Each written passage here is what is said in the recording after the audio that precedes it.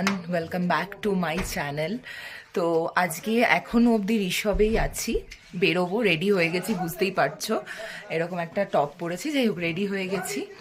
তো যাই হোক এখন বেরোবো, উদ্দেশ্য হচ্ছে আজকে সিলেরিগাঁও। তো সিলেরিগাঁওয়ে যাব আজকে। সকালবেলা উঠে এত সুন্দর একটা ভিউ পেয়েছি, আই নো, মানে we are very lucky actually, মানে খুব সুন্দর একটা ভিউ পেয়েছি এখান থেকে। তো যাই হোক সেটা আমি অ্যাটাচ করে দেবো ব্লগের সাথে। তো চলো, আপাতত ব্রেকফাস্ট আমাদের হয়ে গেছে, ম্যাগি হয়েছিল আমার, তো মানে কালকে প্রচণ্ড শরীর খারাপ করেছে। তো এখন যাই, আজকে ওই ম্যাগিটা খাওয়ার পর আমার আরও বেশি মনে হচ্ছে ভমিটিং ফিলিংস হচ্ছে। চলো যাই, দেখি কতদূর কি যেতে পারি, অনেকগুলো সাইট সিন আছে সেগুলো করে তারপরে দেন যাব। চলো আমি বেরোই, দেখা হচ্ছে গাড়িতে বসে বসে। একটা গান মেঘের মতো আকাশ জুড়ে ইতস্তত ভাসে, হাজার কাঁটা তার পেরিয়ে অনেক ঘুরে তোমার কাছে আসে। একটা সুর গুনগুনিয়ে গুনগুনিয়ে ঘুম পাড়িয়ে যায়, তেমনি আবার আবার ভালোবেসে ফেলেছি তোমায় আমি, আবার আবার ভালোবেসে ফেলেছি। চলো গাড়িতে চেপে চললাম আমাদের নেক্সট উদ্দেশ্যে, নেক্সট ডেস্টিনেশনে, যার নাম হচ্ছে সিলেরিগাঁও। তো তার আগে যাওয়ার পথে প্রচুর সুন্দর সুন্দর দৃশ্য আছে। ওই যে বললাম কালকে একটু অসুস্থ হয়ে যাওয়ার ফলে আমার আর এইগুলো ভিডিও করা হয়নি। আমরা পুরো একদম দেবদারু গাছের পাশ থেকে পুরো একদম চারিদিকটা সুন্দর মেঘে ঢাকা একটা রাস্তা দিয়ে আসছিলাম, খুব সুন্দর লাগছিল, প্রচণ্ড হরারও কিন্তু ব্যাপারটা। অনেক সময় মনে হয় না এই হয়তো কিছু একটা দেখতে পেলাম, এই মজাটা একটা সিম্পল মজা, জাস্ট জোক, বাট সিরিয়াসলি জায়গাটা খুব সুন্দর ছিল, খুব ভালো লেগেছে আমার। এই পুরো রাস্তাটা জুড়ে শুধু দেবদারু গাছে ভর্তি, আর আমরা তাদের মাঝখান থেকে যাচ্ছি। তো যাই হোক, আজকের মতন এখান থেকে আমি বিদায় নিচ্ছি, মানে ঋষভকে টাটা বলে এখন নতুন পথে। তার মাঝখানে আমরা কালিম্পংয়ের কিছু কিছু সাইট সিন করবো, যার মধ্যে আমাদের অনেক কিছু পড়বে, তোমরা দেখতেই পারবে আস্তে আস্তে। যার মধ্যে ফার্স্টেই যাব আমরা রেলো পার্ক, আর তোমাদের আজকে একটা মজার জিনিস দেখাবো। মজা ঠিক না, বাট আমার কাছে এটা খুবই ভালো লাগে, আমি অনেক ছোটোবেলায় গেছিলাম, তো তোমাদের ভিডিওতে বলবো, চলো তাহলে। আমি আবার আবার ভালোবেসে ফেলেছি তোমায় আমি আবার আবার ভালোবেসে ফেলেছি তোমায়।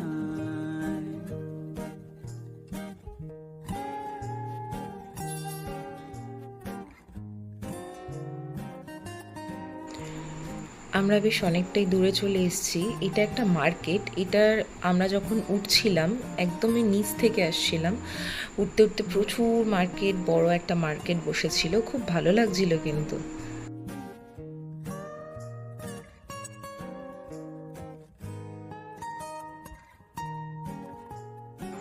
এইবার এখান থেকে আমরা যাব ডেলো পার্কের উদ্দেশ্যে, আর মাঝখানেই এই মনেস্ট্রিটা দেখতে পেয়েছিলাম। বুদ্ধদেব দেখলেই সেই জায়গাটা আমার মনে হয় প্রচুর শান্তির জায়গা। তোমাদের কার কার এটা মনে? তো বুদ্ধমূর্তি দেখতে দেখতে অলরেডি কিন্তু আমরা ডেলো পার্কের সামনে চলে এসেছি, দূরে দেখতেই পারছো ওখানে একটা পোস্ট লেখা আছে অলরেডি, ডেলো পার্ক। এটা কালিম্পংয়ে অ্যাকচুয়ালি। তোমরা যারা যারা কালিম্পং গেছো ডেফিনেটলি এই জায়গাটাকে ভিজিট করেছো, জায়গাটা কিন্তু খুবই সুন্দর। তো চলো আমরা এখান থেকে যাবো, আর এখানে একটা টিকিট কাউন্টার রয়েছে অলরেডি, তো এখান থেকে আমরা এখন কাটবো টিকিট। আর এখানকার টিকিটের প্রাইস সম্ভবত ছিল 20 টাকা করে। তো চলো দেখতে হবে সুন্দর সুন্দর জায়গা। আবার ভালোবেসে ফেলেছি তোমায়। এই জায়গাটা দেখতে পাচ্ছ, ওই উপরের দিকে আমাদের একটু উঠে যেতে হবে, উপরে রয়েছে একটা সুন্দর জায়গা, তোমাদের অবশ্যই দেখাবো ঘুরে। তার আগে বলি একটুখানি, এইখানে পাশ থেকে এই যে সুন্দর দৃশ্যটা, এটা কিন্তু দারুণ লাগছিল। আর এই বিশেষ করে এই ফুলগুলো পাহাড়ে আসলে যেন মানে সবার চোখে পড়বে, এতই সুন্দর। তো চলো, এই দূরে দেখতে পাচ্ছ এখানে আই লাভ কালিম্পং বলে লেখা আছে। আমি মোটামুটি এখানে বিশ্রাম করতে বসে গেছি। অনেক ঘুরে তোমার কাছে আসে, একটা সুর গুনগুনিয়ে গুনগুনিয়ে ঘুম পাড়িয়ে যায়, তেমনি আবার আবার ভালোবেসে ফেলেছি তোমায়। আমি আবার আবার ভালোবেসে ফেলেছি তোমায়। আমি আবার আবার ভালোবেসে ফেলেছি তোমায়।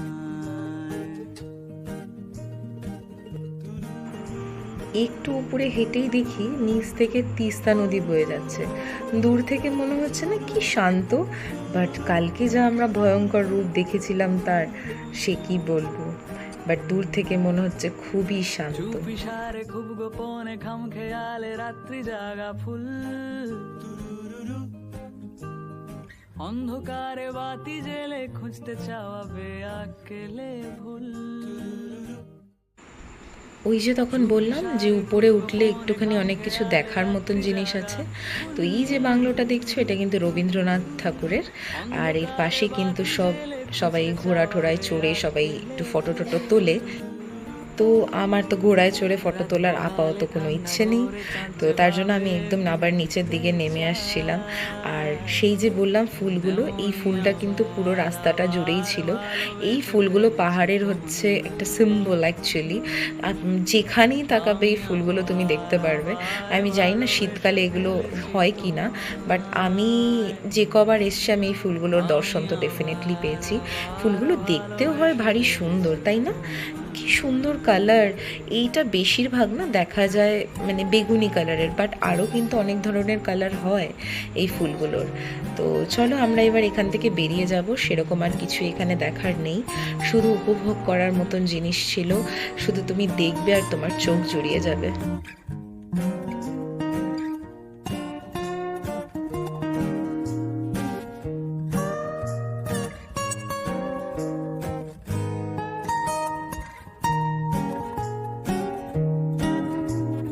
প্রশ্নবানে বিদ্ধ মনে উতরে যাব নেই কোনো উপায়।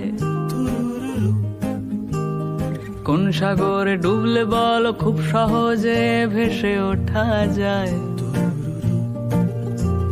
স্রোতহারানো নদী যেমন শুকনো মনে সমুদ্রকে চায়, তেমনি আবার আবার ভালোবেসে ফেলেছি তোমায়।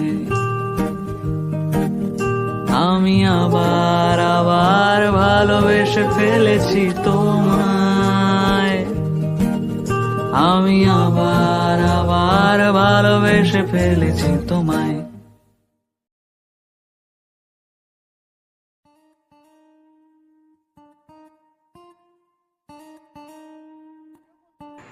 তো দেখতে দেখতে কিন্তু বেশ আমরা অনেকটাই দূর চলে এসেছি।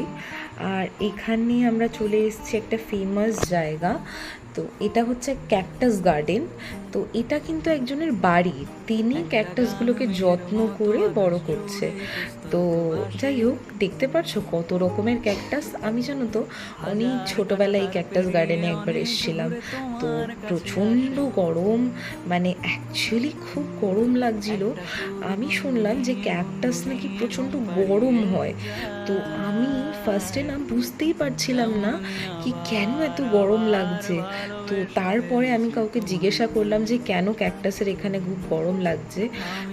তো বলছে নাকি গাছটাই নাকি প্রচণ্ড গরম মানে তারা ত্যাগ করে। অ্যাকচুয়ালি গরম লাগে এই গাছটার আশেপাশে থাকলে। আর অনেকের নাকি এগুলোতে অ্যালার্জিও হয়, বাট আমার সেরকম কিছু নেই। তো আমি ক্যাকটাস গাছ দেখার উদ্দেশ্যে আমি মানে যতই গরম লাগুক তোমাদের জন্য আমি এই ফুটেজটা নিয়েছি, ইনফ্যাক্ট আমার স্মৃতির জন্য। তো এই ক্যাকটাসগুলো কিন্তু ভীষণ সুন্দর আর ভীষণ বড় বড়। আর না খালি ভয় লাগছিল এই যদি একটা কাঁটা আমার গায়ে কোথাও লাগে তাহলে আমার কি অবস্থাই হবে। এগুলোকে দেখতে পাচ্ছ কেমন একটা মনে হচ্ছে না কুমড়ো গাছের মতন, বা সরি কুমড়ো গাছ নয়, কুমড়ো মানে কুমড়ের মতন লাগছে, পুরো গোল মনে হচ্ছে না কুমড়ো।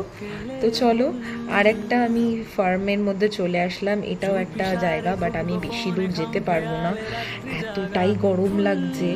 আমার খালি মনে হচ্ছিল কি এখান থেকে যদি আমি বাইরে বেরোই তাহলে আমার বেশি ঠান্ডা লাগবে। আর আরেকটা, এটা হচ্ছে আরেকটা জায়গায়, এটাও আমি বেশি ভেতরে ঢুকছি না, কারণ আমার গরমের থেকেও আরও বেশি এখন ভয় লাগছে যদি কিছু একটা গায়ের মধ্যে লেগে যায়। দেখতে পাচ্ছ কত ধরনের ক্যাকটাস, আর এই গোলগুলোকে দেখে তোমার কেমন মনে হচ্ছে তবলার মতন না? আর এটাকে দেখো কত ছোট। তো যাই হোক, আমি এইখান থেকে বাইরে বেরিয়েই লিলিগুলো দেখতে পেয়েছি। আমার কিন্তু খুব সুন্দর লেগেছে এই লিলিগুলো। চলো এখান থেকে এবার বেরোনোর পালা। তো ক্যাকটাস গার্ডেন থেকে এসেই আমরা কিন্তু বেশি দূর যেতে হয়নি, আর আমি আসার পথে সেরকম একটা ভিডিও করিনি। এসে আমাকে এই দুজন পুচকে পুচকে ছানা ধরেছে। তো এই পুচকে ছানাটা যাকে আমি সাজাচ্ছি, সেই পুচকে ছানাটা হচ্ছে এই যে হোমস্টেতে রয়েছি তার মেয়ে, মানে মালিকের মেয়ে। তো আমাকে এসে বলছে, দিদি মুঝে না থোড়া সা মতলব মেকআপ কর দিজিয়ে। তো এবার আমি ওর এত কিউটনেসটা আমি না কিছুতেই ফেলতে পারিনি। আমি যতই টায়ার্ড হই আমি ওকে ভাবলাম না, আমি ওকে সাজিয়ে দেবই, তাই জন্য একে ধরে বেঁধে সাজাতে গা। সচ মে আচ্ছা লাগা? अच्छा लगा, सच में अच्छा लगा ना? खुश हो गया? ठीक है ठीक है। टाटा। तुम्हारा बाकी रह गया है, तुम्हारा अगले कल कर दूंगी, ठीक है? टाटा।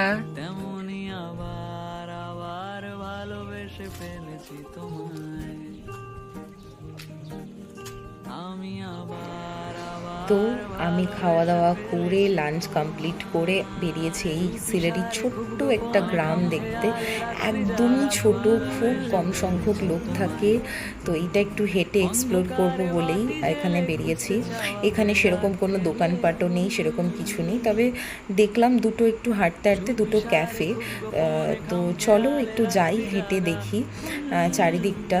বেশি দূর যাব না, আর কয়েকটা হাতে গোনা এখানে লোক থাকে। আমি যদি খুব ভুল না হয়ে থাকি হয়তো বা 30 জন মতন ফ্যামিলি এখানে থাকে অ্যাকচুয়ালি। তো এখানে খুব একটা জনসংখ্যাও নেই, বুঝতেই পারছো, প্রচণ্ড সুনসান।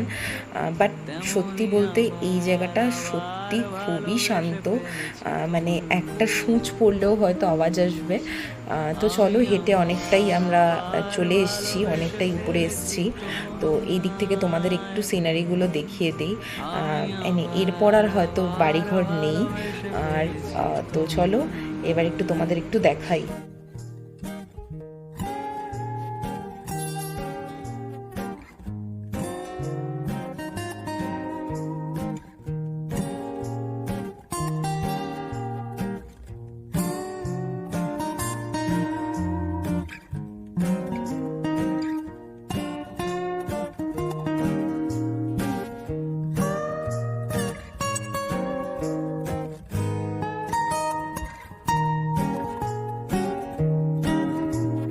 প্রশ্নবানে বিদ্ধ মনে উতরে যাব, নেই কোনো উপায়।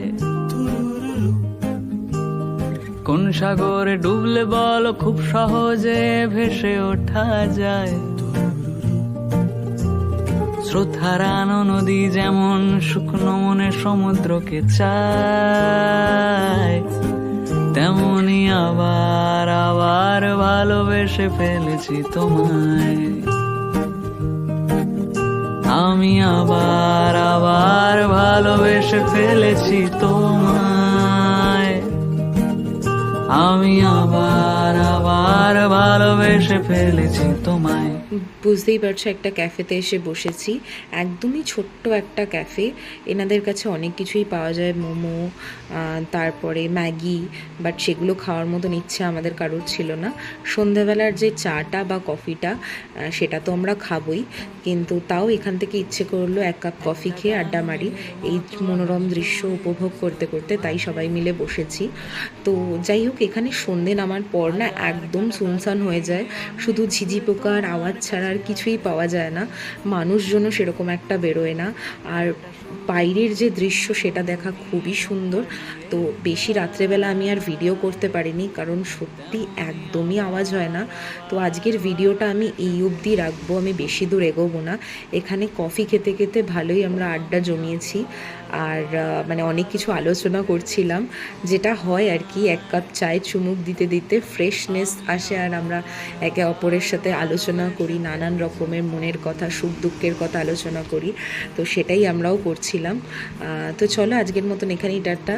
যদি কিছু ভালো লেগে থাকে do like, share and subscribe.